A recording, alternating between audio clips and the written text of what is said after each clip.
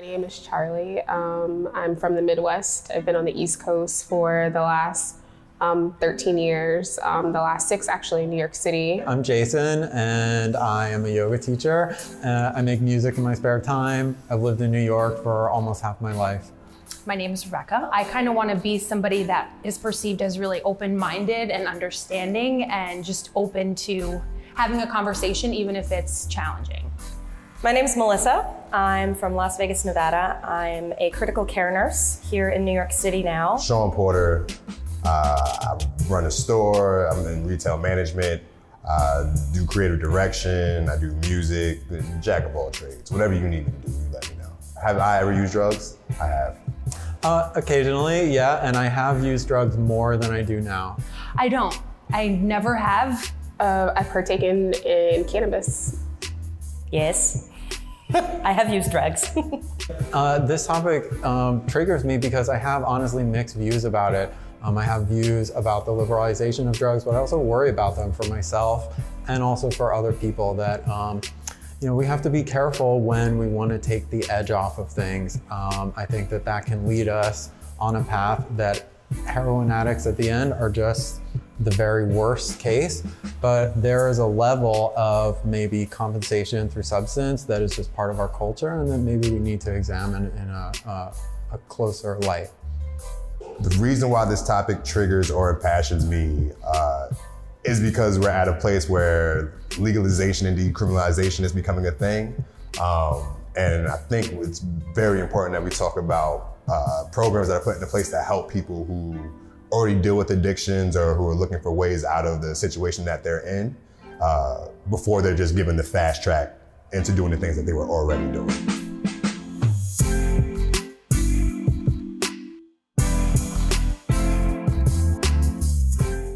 So yeah, I don't know, I think that's like my sense. And like also too, like as I've gotten older, like and just seeing my family's dynamic and like, I've learned recently, like my grandfather is just like, just through prescription medicine and he's a war vet and all that, like he's addicted to painkillers and stuff. And like, you got to the point now where like, try these CBD pills or, like try this, vape pen just because I'd rather you do this than that. But then it's also a thing of like, yo, are we really, like, how is he mentally? Like, is he depressed? Is he going through, and I think because of the stuff that I went through, like I have more of an open mindset now where it's like, even now, like if somebody's like, yo, I never smoked, like you're not smoking with me. You know what I mean? Because like, that's just not, I don't know where you're at or what your choice is or your decision to do it. Not to say that like, I'm your parent, like, yo, you can't do this. No, of course not. Yeah. But like I said, I know where I was when I did it. And like, the first time I did it was just like, yo, I was just trying. It was the greatest thing. And like, you're just chasing that feeling, you know what I mean? And also showing like, to your earlier point about there just not being a lot of, or I think you said it was like, kind of underneath the surface, like a lot of people aren't talking about this stigma because no one wants to believe that weed is could be something that you could be addicted to or could not be medicinal. And the truth of the matter is there isn't a huge repertoire of policies and papers and white papers that are written on marijuana linkages to a lot of things as there are with oxycodone, Oxycontin, alcohol, right? Like there's papers up to wazoo for I don't know how many decades of alcohol and its relation to this or that or whatever. And I don't know if any of you have recently been seeing like the alt conversations, the Joe Rogans, the Rubin reports, but someone just wrote, this guy named Alex Berenson, he just wrote a pretty telling, jaw-dropping, mouth agape for the entire time I read this book on marijuana's complete linkage to psychosis and mental illness continuation. And there was a lot of different points in there, right? Like, I don't know the stat, like I'm not remembering stats and stuff. But one, we definitely have not been talking about that. And two, like, actually, if you do try to find some of this information, you would find that the Brits have found this linkage for like 200 years when they colonized India, though. The Indians were in and out of asylums there due to both opium, but also to marijuana. So that's interesting, but you wouldn't find it. Italians have had papers written, but they're not here. So I always wonder, like, where are these papers? Who's putting them out? Who's publishing them? Who's got the can money say that behind about them? literally every So true. So it's like, what do I believe about anything actually? But some of the numbers were fascinating. I mean, there's always opinion, and it's like interesting listening to everyone's story about, you know, their experiences with, you know, various different drugs. And it made me go back to like think about, you know, my first time ever being on anything. And so before I even started kindergarten, I was diagnosed with an autoimmune disorder. And so I was pumped full of drugs. And I became steroid dependent. So every time they tried to wean me off of medication, and like I went to a children's hospital, like I saw the best doctors. I would go to John Hopkins, and they were like, okay, you need to try this, you need to try that. And every time they would try to wean me off the medication, they couldn't. I would have a relapse, so every single time. So I was on steroids from the time I was 4 years old until I was 24. So imagine like, steroids are terrible. Like they're okay for short usages, but not for 20 years. So it stunted my growth. Wow. It caused like issues with just like growth and development. Luckily, you know, I didn't have anything wrong with, you know, my brain or anything, but when you're on drugs like that for a very long time, it can just mess a lot of things up. So I've had a lot of broken bones because it takes, you know, calcium out. And so my experience with the healthcare system, I've always, you know, been fortunate to have health insurance and be able to see the best doctors. But sometimes all of the information they have, they're still, you know, learning and experimenting. I've always gone to teaching hospitals. My mom made sure that was like very important to get, you know, a second opinion. But things like that for me was hard. And like, I mean, to the point where I was, you know, a Make-A-Wish child because they didn't think I was going to make it out of my adolescence. So I literally have tried everything. Like if you told me to spin around in my head like 3 times and, you know, drink water that's been, you know, out in the moonlight, I would have tried it to get better. And so I had to, you know, find alternative things that were best for me. And so one of the things that I tried, and this is like later on, like I was in my 20s when I tried cannabis for the first time. And, you know, I also have asthma, so like smoking wasn't for me. And so I was just like researching, like how can, you know, I get the benefits of cannabis to help me with my autoimmune disorder without, you know, smoking. So the medium for me, I've always had a passion for cooking. And so I tried it that way and just like researching dosages. So I remember like getting on my computer and, you know, being in like a browser that, you know, wouldn't track anything because I didn't want anyone to know that I was like incognito mode. Right. And like in my own personal computer, but just making sure like I don't want the feds to like show up. Looking up, you're looking like, you know, I know where this is going. I don't like it. And so trying it for me has been like really helpful. And, you know, just obviously like lifestyle changes. And even though, you know, I go to the doctor and they always ask like, do you smoke? And I'm always like, no, I've never like done anything. I would never do anything like that because it's still like a stigma of, you know, being a person of color and, you know, using something that is deemed, you know, illegal in some states.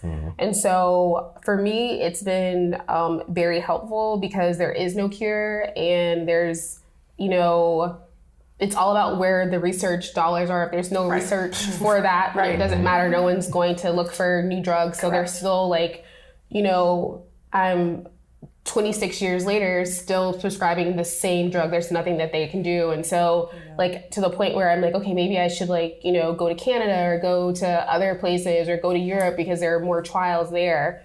And so I know everyone's experience is different, and I try to make sure that, you know, the term that's like pretty cool now is like microdosing. And so not taking like too much because, you know, you can, you know, get stoned and then not be able to be at your best self. So making sure like this is enough to, you know, help with the pain and this is enough for me to, get in my day. Do I take it every day? No, but if I'm having a really tough time with pain management, then that is when I use it. And so it's interesting to see like the policies change and see more people be open about it. But can I have this conversation with like my immediate family? No, they're very conservative, and they, think all of this is, terrible, and, all of this legalization of marijuana at all. Yeah, because it sends, because they, my mom, she was raised in Europe,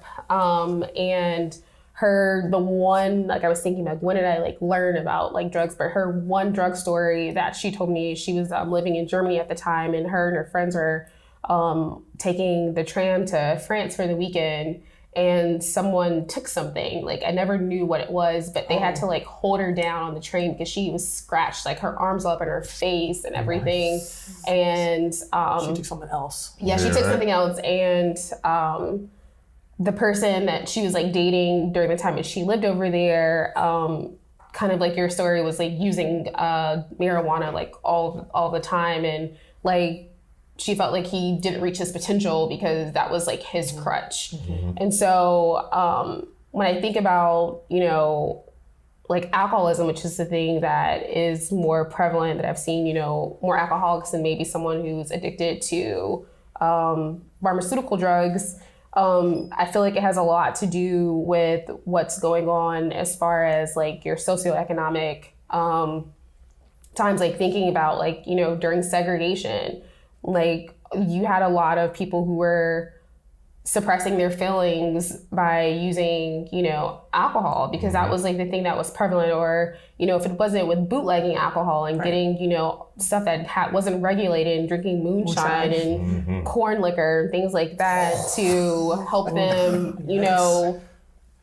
get over that hump of those feelings. And so I think that a lot of it just ties in together with not getting the adequate treatment or being open with talking with your feelings when, as a person of color, like I've been in therapy since I was a child, but that's not the story for a lot of people or a lot of my friends or, colleagues, because it's seen as like taboo, or we don't do that, or you don't talk about your business outside of, the family structure. What happens in your house stays there. And I understand why, because of, various people being, taken away from their families and experimentation without their consent. If you look at the Henrietta Lacks story and like John Hawkins and the things that they did, and there was rumors of people being snatched off the street and things like that. So I understand why they wanted to keep that like nucleus, but it all relates back to just, I think, not having the right access to like healthcare or treatment. I think we live in really interesting times about the marijuana thing, because alcohol is something that we're all used to it, and alcohol and marijuana are similar. And I actually think marijuana is more, if you could say, worse on this maybe than alcohol, because what I found is, and a lot of my friends, art school is kind of the college experience that I come from. It's very like, culture. It's a different socioeconomic culture for sure, but it's a very similar kind of like, we do this in order to feel better and to work and blah, blah, blah. But the thing about pot is that it goes with everything. You want to go to the movies, you smoke pot. You want to like go to the beach, you go smoke pot. And like, it's like a perfect, it's a perfect connector to but basically anything. And the way that alcohol is sold to us is as that, because the alcohol doesn't just sit there in the advertisement. It is being used by people as a medium of social exchange. And so this is where okay, so we definitely have an issue with drugs being illegal or legal, about how along race and class lines, the enforcement is totally biased.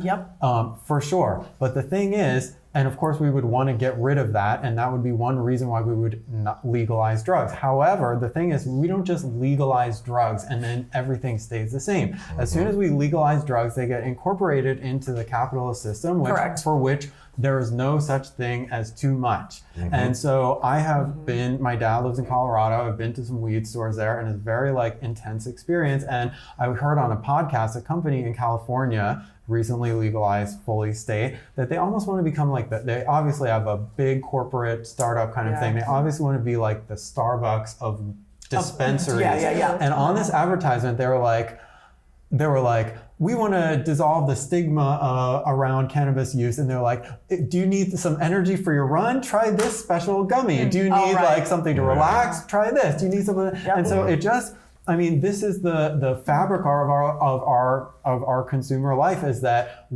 things like maybe are not okay, things that you're talking about in terms of the way that people can't deal with their life for any number of reasons, race, class, or even if you're very privileged, just depression of like, this world kind of sucks sometimes, and maybe all world sucks sometimes, but we live in a system where any problem that you feel, something is handed to you. How about you? Correct. Would you like this? Very reactionary. And so this is where, I mean, things get really, for me, very weird, because there's a justice element to legalization, but there is also, and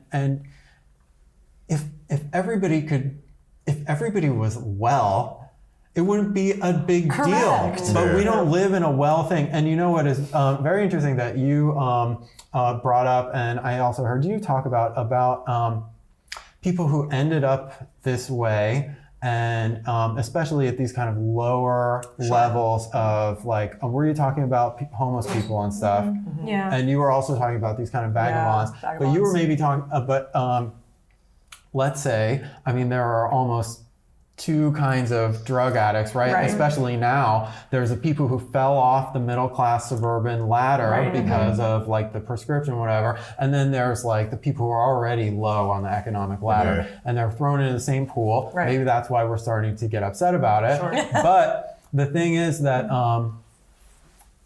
one thing that's really, as I know, I have been close to someone who had very serious drug addiction in their family too young. And to see the parent side of that was absolutely heartbreaking. And so, and they would never say, if this is what they want to do, why don't they just do it? Because I mean, it's to watch them, they just, I mean, were dying inside and they couldn't do anything. Their kid had gone off, and basically some similar story to you. And what's very interesting is that if we're talking about the state spending millions of dollars or thousands of dollars per person per treatment for somebody who has nothing, what is unfortunate is that maybe not too many steps up the ladder to middle class, that economic responsibility is all the families. And that's really, it's a strange thing. And I think one thing that maybe progressive people on this idea that they run into a problem of sympathy, that sympathy is actually distributed in an unequal way in the kind of liberal consensus as well, that the lowest get the most, but people just a little bit above that, they kind of are sunk. And I just thought I would, bring that up in terms of the way that we treat these very lowest cases of addiction. I can agree with that though, because like, even me speaking as a person, like this takes something completely just like out of the left field, like Kanye West. Not his left field, really. He talks about like, he's mentioned his mental health. Yeah, mental health and being addicted to things. And like I always remember like the first time he said it was like, bro, I don't care. Like you have the money to get the help. True. You know what I mean? Like you have the means and the resources to go get that. Where like there's people who are going through the same thing and don't have it whatsoever. And like I completely agree with that. And like I guess looking on the outside now in, like, it's completely true. Like the higher up you are, the more like, I don't care.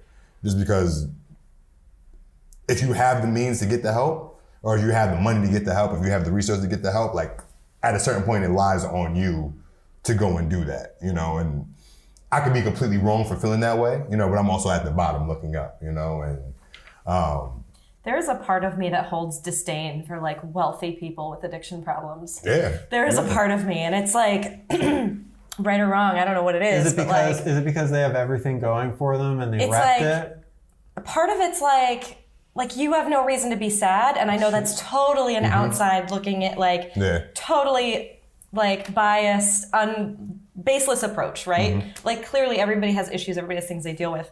But yeah, there's that part of me that's just kind of like, you have all the resources, you have everything going for you to fix this, you have every capability to just step out of this hole, and you're like still in the hole. And it's upsetting to watch from the outside. Yeah, I guess I think about our society as this from an external viewpoint, right? Like if we're in any other culture, America is gilded and everybody makes so much money and everyone's a millionaire and we should be the happiest, you know, Western country out here, but we're the most oppressed, we're the most overprescribed. We actually smoke the most weed and we take the most drugs. Actually, there are statistics to back that. So like, that's really interesting. And what really irritates me, I guess my heart rate is going up now because I'm really thinking about it. And I'm like, I absolutely abhor the fact that our society is so reactionary as opposed to preventative. And I'm sure as a nurse, well, I'm not gonna put that on you, but I feel like you feel the same way.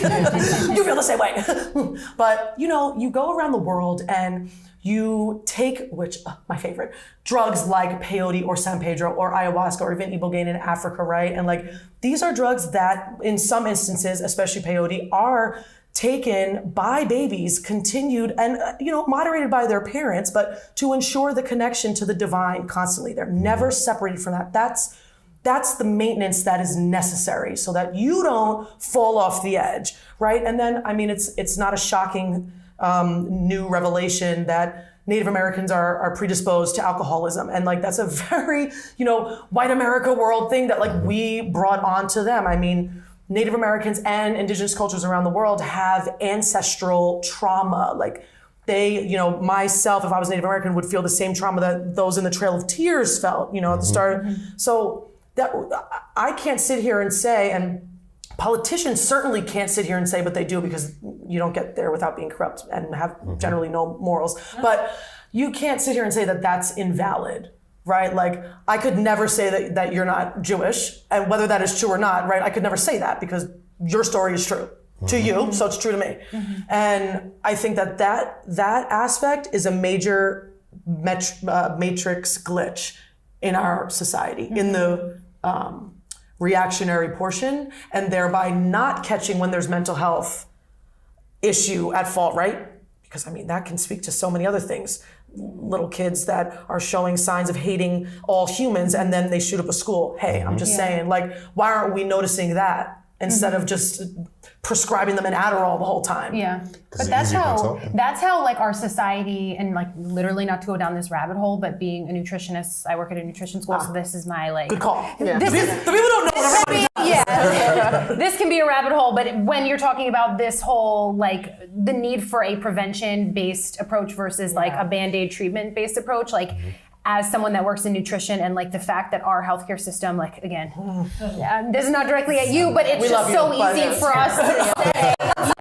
It fucking sucks. Yeah, it's so easy to say like, here's this drug for this or here's this drug for that versus being like, well, hold up. Like the way that we're eating, the way that we market food, the way that we advertise, like why don't we look at these things We first? talk to each other or don't. Yeah, well, that's exactly it. And I think the way food's grown in this country. Everything. That's a whole other. But it's almost like concept. we can't get like, how are we going to even tackle any of those issues Without- when we're over here, like we're Correct. attacking everything with like a prescription and a drug. And I Yes. think that's the And a same thing blanket. with drugs though, like drugs, like meaning Yeah. what we're talking about. Like there's so many causes that are, or so many things before that like we have to address. Started early. Yeah. Well, Vicky, you said just a moment ago that we live in a gilded age, and gilded means you put something on top of something to make it look better, right?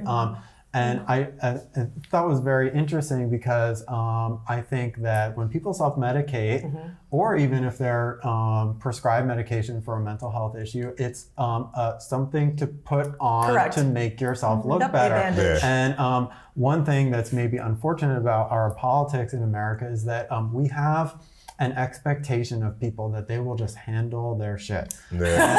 And one thing But one thing that's really sad is that we expect people who have been more hurt to be able to handle their shit better. Pick yourself up. Right. And of course, everyone, I mean, honestly, you need to pick yourself up. It's just, you know, people are at different levels of being able to do that. And it's almost like there's a choice between picking yourself up. This goes to what you're saying. What I'm kind of experiencing the past few years is like you can either pick yourself up or you can stay where you are or get worse. Yeah. And drugs can be a turning point there. You could say, I could do this or I could do that. Now, ideally, and I'm speaking for myself, I would be able to have the drug and it almost was just like, didn't matter. But I think everyone has a problem. Now, some people have very intense problems and it shows, and historical problems, and it shows in like alcoholism in populations who've been traumatized for centuries. But I mean, what it would take to have a kind of a mental health preparative mindset in America, it would be out of control and it would very much, it would upset.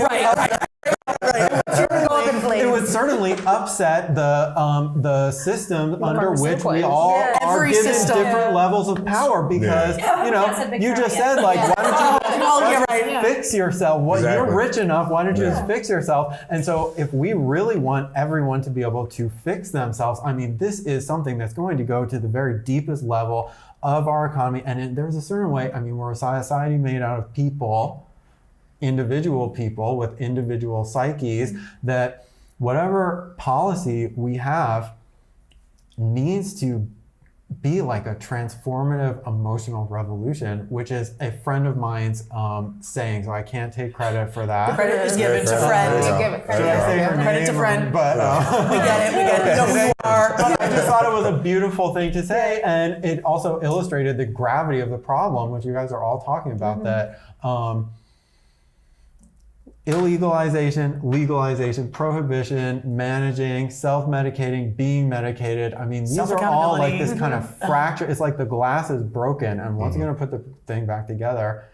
And it's just weird that mood altering substances are like I mean, it's what we're talking about, but it's also like everyone is affected by these in some way. Yep. Nobody's walking around. It's like you could walk around, probably like 6 out of 10 people are not straight. I mean, in some mental way, they might be on this, they might be hungover or whatever. So. Especially in the city, Wall Street. I remember, definitely Wall Street. I remember I switched like an internist, so I'm like very I'm very strict on my like usage of doctors because of my medical history.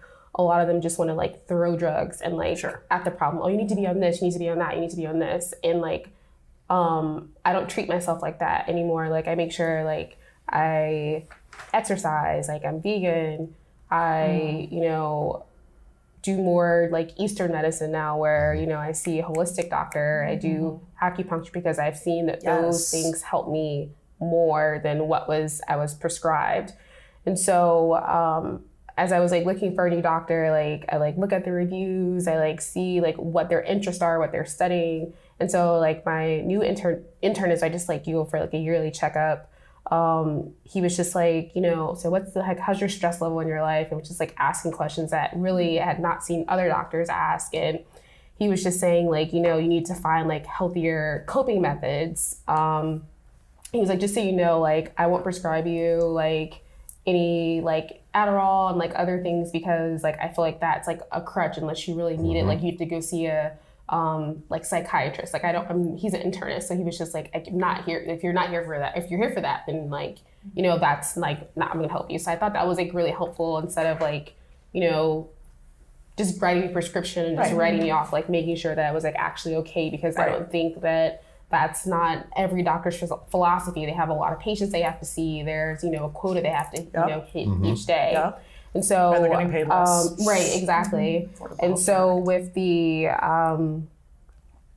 that, I was, you know, talking to a family friend who works in pharmaceuticals, and he was, talking about how, they're trying to give people different drugs instead of the like Oxycontin and things like that. But we have this like new drug that helps people. They know for a fact that medication causes like constipation. So they're marketing this new medicine to help people with constipation who are like having surgeries. And so he's like making like a shit ton of money because of that. It's just like they're gonna blanket it with another drug that you don't know what the effects will be, or if it's how they push things through FDA testing or things like that. And so I think like they have to really address the issue. Maybe it's not that, but if not, then there's going to be a new drug, or there's going to be synthetic marijuana or synthetic like CBD. You see like the alcohol industry is buying like swaths of land. I don't know if you guys know this, but I'm from the Midwest, buying swaths of land in like Kansas and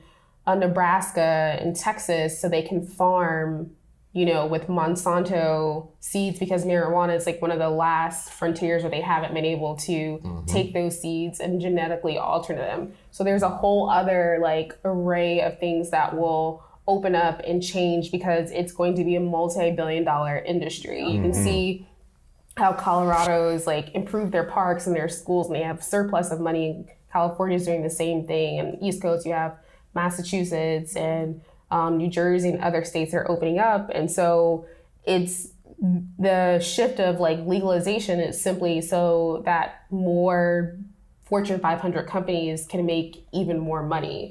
And so we have to, like you said, talk about, the issue with people who are incarcerated. Like before these companies can make all this money, like there are literally people who are on chain gangs in Louisiana for a dime bag of weed. But like you can go in California and buy an ounce of weed and in the same country and be able to like live your life and smoke on the beach or market it on Instagram with people who don't look like me and have, reviews. But if I try to do the same thing, guess who's going to come knocking at my door if I'm in another state? Or even in Colorado, people of color are still being arrested for a drug that's legal than someone who does not, look like me. So, I mean, there's all these things that are multifaceted that have to be addressed before the legalization actually takes place. Like, I don't think it's fair to decriminalize everything unless you let out everyone that's in jail first, if it's and retroactive. then retroactive, and then erase their records, because when they get out, that it's going to be a hard time for them to